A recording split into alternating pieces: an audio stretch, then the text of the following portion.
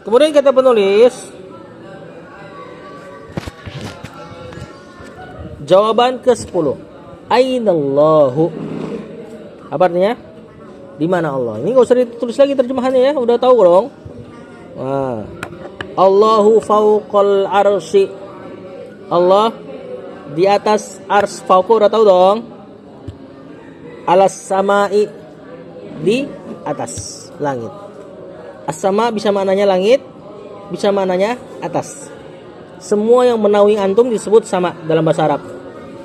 Termasuk kalau kita bilang fis sama, artinya bukan di langit, tapi di atas. Atap ini disebut sama.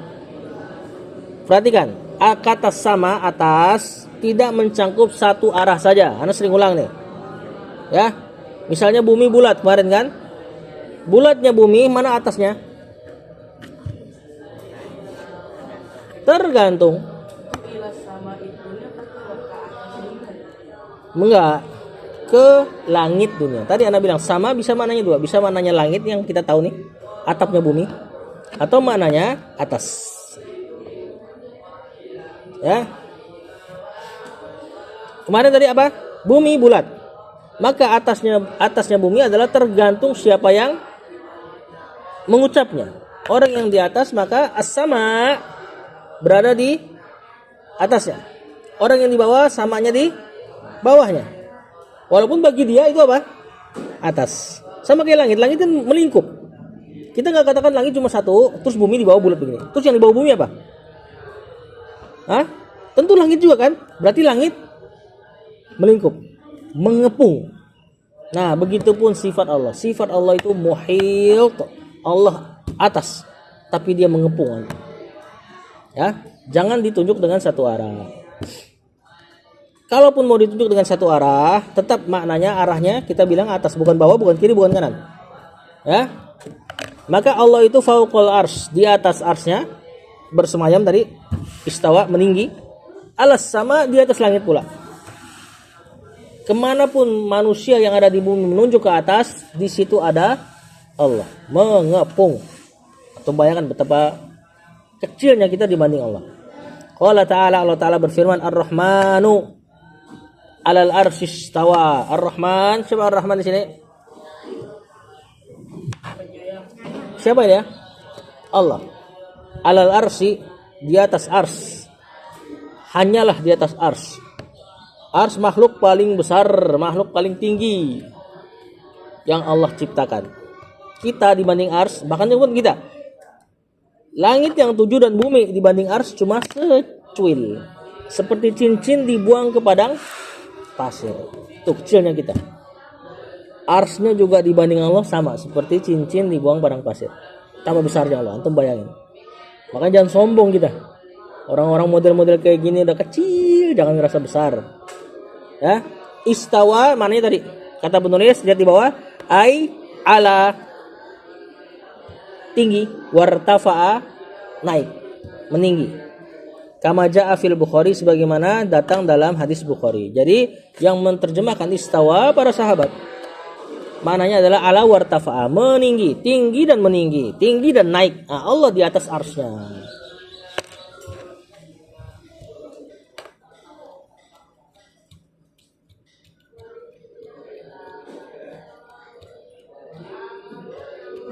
Kemudian waqala sallallahu dan Nabi SAW bersabda, Innallaha kataba kitaban. Sesungguhnya Allah menulis sebuah kitab. Apa ini? Lauhul Mahfuz. Fahuwa indahu fauqal arsy. Dan itu kitab di sisi Allah di atas arsy. Ya, itu kitab di sisi Allah di atas arsy. Ya berarti Allah fauqal arsy. Arsy-nya di mana? Alas sama. Jadi kalau mau kita urutkan, wallahu alam ya, pengurutan ini. Silakan terus dulu. Ini Ana mau jelaskan sekedar ibrah buat antum. Innallaha kataba kitaban, Allah menulis sebuah kitab, yakni Lauhul Mahfuz, kitab seluruh kejadian.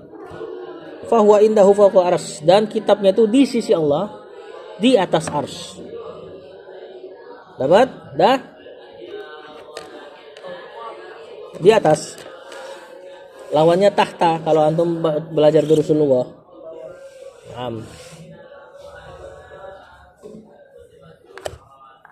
Udah?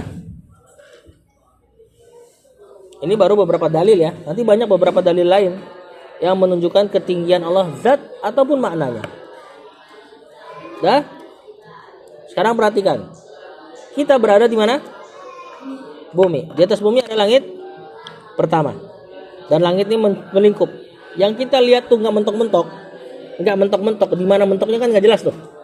Itu masih langit pertama. Bintang-bintang yang kita lihat, bintang itu apa? Bintang itu besar atau kecil? Besar, dikatakan para peneliti besar. Salah satu bintang yang paling dekat siapa? Matahari. Bintang yang jauh tuh, yang kecil-kecil, yang berarti dia lebih gede dong. Sebenarnya seandainya kita dekat. Yang jauh aja, yang kelihatan cuma titik, itu masih di langit pertama. Langit pertama dengan bumi dengan langit pertama seperti cincin dibuang ke padang pasir, kata Rasulullah SAW. Antum cobalah cari cincin, antum buang cincin ke padang pasir, terus cari. Insya Allah nggak ketemu. Padang pasir nih, pasir semua, sambit cincin. Insya Allah nggak ketemu. Susah gak nyarinya? Langit pertama dengan bumi dibanding langit kedua, kayak cincin dilempar ke padang pasir. Berarti langit kedua lebih gede.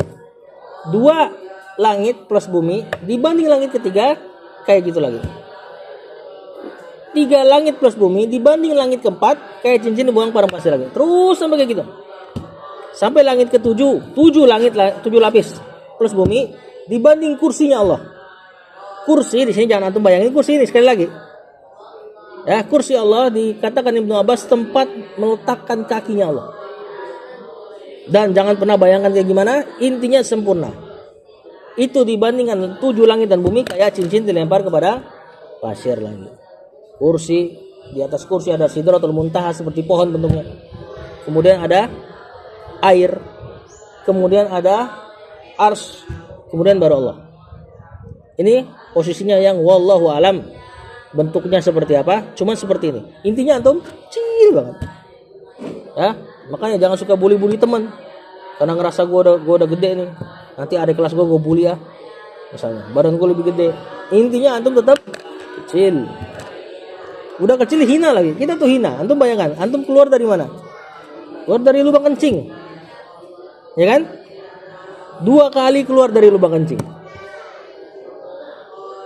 Antum 2 kali keluar dari lubang kencing.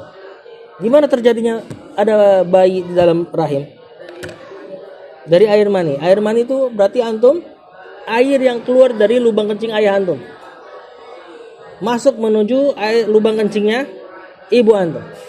Jadi bayi keluar lagi dari lubang kencingnya ibu antum. Lihat betapa hinanya kita. Udah hina kecil lagi tadi. Sampai sekarang pun kita terus bawa-bawa kotoran. Baik di lubang kencing atau lubang ee. Benar gak? Gak ada yang bisa keluarin bersih. Ya kan? Nah, begitupun ukuran kita, ya Allah, kecil banget. Antara Allah sama antum lebih mending kutu sama pala antum. Misalnya ada kutu nih tinggal di kepala. Ya kan? Kalau kita lihat kutu masih enggak setitik lah, masih rada gede gak di tangan kita. Sedangkan kata Allah 7 langit bahkan sama ars sama kursi sama bumi kayak 1 titik di telapak tangan Allah. Itu 7 langit plus bumi loh. Gimana antumnya? Lihat. Nah, orang yang kayak gini, yang posisinya kecil banget, jangan suka menentang ayat-ayat Allah.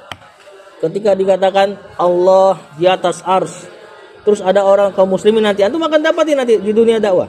Ternyata dia mengatakan enggak, Allah enggak di atas ars. Enggak masuk akal Allah di atas ars katanya. Lihat, udah makhluk kecil, hina. Dia menghakimi ayat dengan akalnya. Kacau gak ini? Kacau. Udah imani saja Allah di atas ars sebagaimana ini.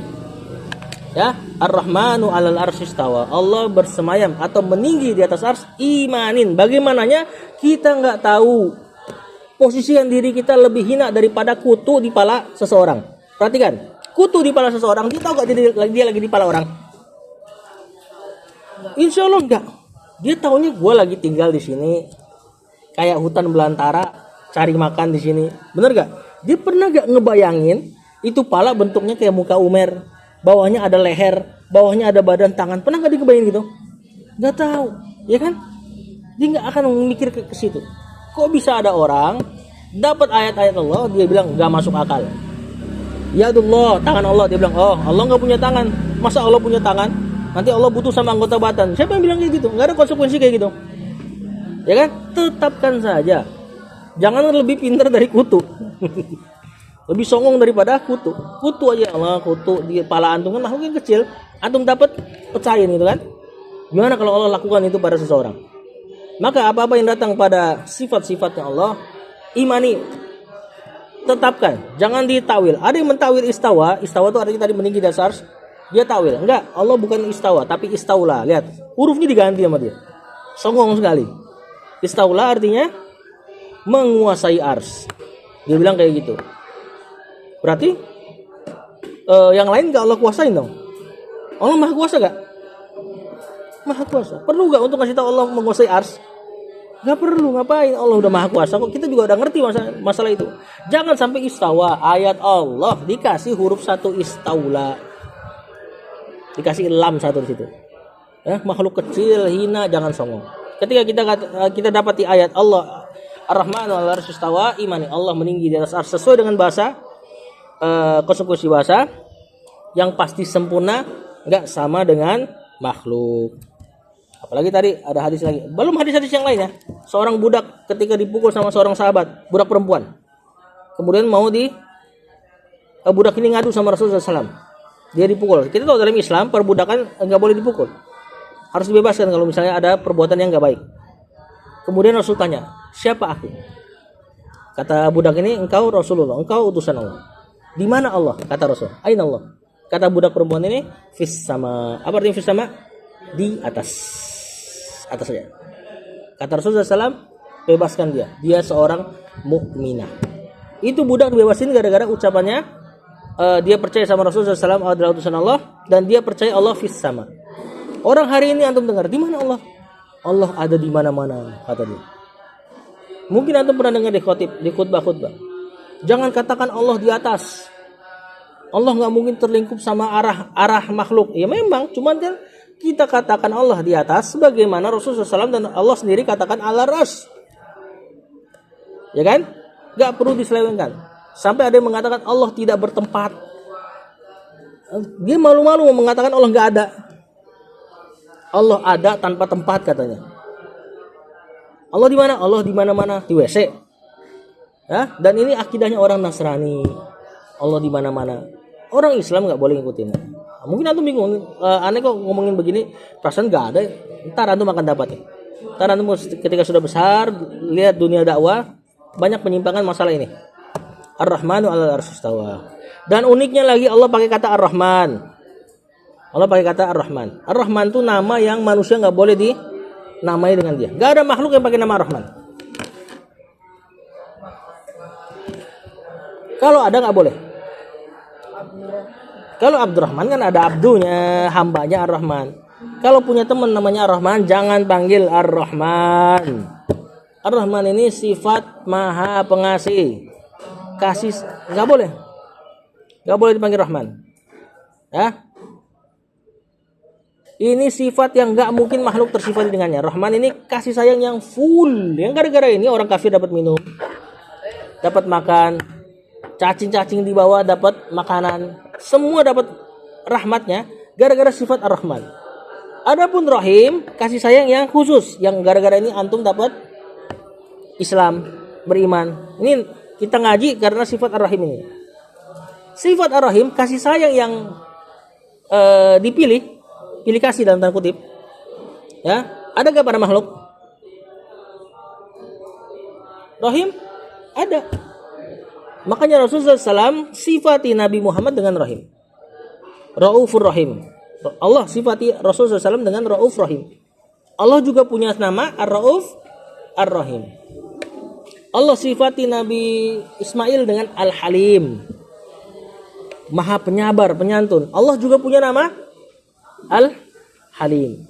Ar-Rahman cuman Allah yang boleh dikasih namanya. Allah enggak sifati Ar-Rahman kecuali buat dia. Perhatikan, Allah pakai kata Ar-Rahmanu alal arsy istawa. Ar-Rahman alal arsy istawa. Ar-Rahman kan punya dia doang. Ya kan? Istawanya juga berarti yang istawa seperti istawanya arsy. Istawanya Allah kepada arsy berarti juga cuman dia doang. Unik sekali nih ayat ini, pakai nama Ar-Rahman. Buat ngasih tahu, hati-hati ya, nanti bakal ada yang mengatakan istawa mirip begini, istawa mirip begini. Tamsil. Sedangkan Allah sudah pilih nama Ar-Rahman, seolah-olah menutup bahwasanya istawanya Allah nggak ada yang sama dengan makhluk. Sebagaimana Ar-Rahman nggak punya atau nggak ada makhluk yang boleh dinamakan dengan Ar-Rahman. Paham? Jadi apa makna Ar-Rahmanu 'alal arsy istawa? Allah yang Maha Pengasih 'alal arsy istawa. Di atas ars meninggi. Kayak gimana meningginya? Kayak gimana di atas arsnya? Enggak tahu. Cuman intinya meninggi dengan sifat tinggi yang sempurna. Tidak sama dengan makhluk. Hafalkan soal ini, soal dan jawab ini. Ada yang mau tanya nggak? Tadi antum mau tanya apa? Sepertinya Ar-Rahman. Punya teman namanya Ar-Rahman. Kalau namanya Abdul Hakim panggil Hakim nggak boleh.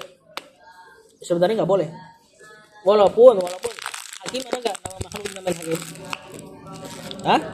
Ada. Allah juga namai beberapa nabinya dengan Hakim. Sifati nabinya dengan nama Hakim. Karena Hakim mananya yang bijaksana. Hakim, bahkan kita tahu Hakim kan, pemutus perkara kan disebut Hakim. Cuma kalau disebut Abdul Hakim, berarti itu orang tua niatnya hakimnya buat siapa? Allah pastinya. Siapa yang diniatkan buat anaknya? Nama apa? Abdul Hakim. Apa artinya? Hambanya Al-Hakim. Siapa Al-Hakim yang diniatkan si orang tua buat anaknya? Allah kan yang maha bijaksana. Niatnya udah kayak gitu, antum malah panggil si Allahnya. Woi, Kim, sini Kim, gitu kan? Walaupun ya tadi ya Al-Hakim bisa dinamai dengan selain Allah pada nama tersebut, tapi kan niat orang tuanya Abdul Hakim. Lagi pula ini harus dibuang-buang nih budaya orang kita nih. Ya, orang tuanya ngasih nama apa, temannya manggilnya apa. Dikasih Muhammad panggilnya Mamat. Ya kan? Abdul Malik, Abdul Hakim, Abdul Razak, Dul gitu kan. Nah, ini harus dikurangin ini. Budaya kita memang agak buruk nih. Ya. Antum yang udah ngaji, kurang-kurangin budaya ini. Nah, sama lu jangan. Kan nggak mungkin juga namanya Abdul. Pasti ada panjangannya. Teman antum yang namanya Abdul pasti ada panjangannya. Panggil yang panjang. Ya. Umair, Kaukab bintang bagus tuh. Ya kan? Afif. Apa Afif? Orang yang menjaga diri, Afif. Menjaga kehormatan, Afif. Rayyan, orang yang sangat dari fi'il rawiya yarwa. Rayyan isim fa'ilnya itu namanya orang yang dia kalau udah puas minum tuh disebut Rayyan. Rayyan orang yang udah puas banget minum. Makanya pintunya ahli puasa namanya pintu apa? Ar-Rayyan. Kenapa dinamakan Ar-Rayyan? Karena dia dulu puasa. Allah kasih masuk ke pintu itu dalam keadaan dia nggak pernah haus lagi. Walaupun nanti semua penghuni surga pasti merasakan hilang dahaga pasti setelah minum air dari telaga Al-Kautsar kan, nanti nggak akan haus lagi. Cuma para ahli puasa beda rasanya. Dia lebih Rayyan daripada Rayyan yang lain. Maaf. Maknanya bagus gak nama-nama antum? Pengen gak antum dipanggil kap sini kap? Ada makna yang bagus, antum panggil nama yang bagus. Sebagaimana antum juga suka kalau nama antum dipanggil yang lengkap. Ya kan? Wallahu a'lam. Apalagi yang namanya benar-benar Rahman ya, benar bukan Abdurrahman. Abdurrahman atau bukan Rahman ya, Abdul yang disandarkan ke Allah aja enggak layak antum panggil nama belakangnya. Apalagi yang Abdurrahman. Apalagi yang Rahman langsung. Ya, seperti santri kita kan ada tuh. Namanya panjangnya 3 kata. Tuh 2, 3. 3-3-nya nggak ada yang benar namanya. Subhanallah. Siapa? Diki Rahman Aprilio. Diki udah nggak enak didengar. Kalau bahasa Inggris kan buruk tuh Diki. Alat kelamin kan? Rahman lagi. Terus Aprilio, nama-nama bulan. Ya, sebagian nama bulan tuh nama-nama dewa. Januari nama Janus, dari dewa Janus. April nggak tahu, mudah-mudahan enggak. Nah, kalau dia punya nama kunyah tuh panggil nama kunyah. Dia bilang Abu Sa'ad jangan. Abu Sa'ad. Fadol dihafalkan. yang baru. Ya, soal 10 saja.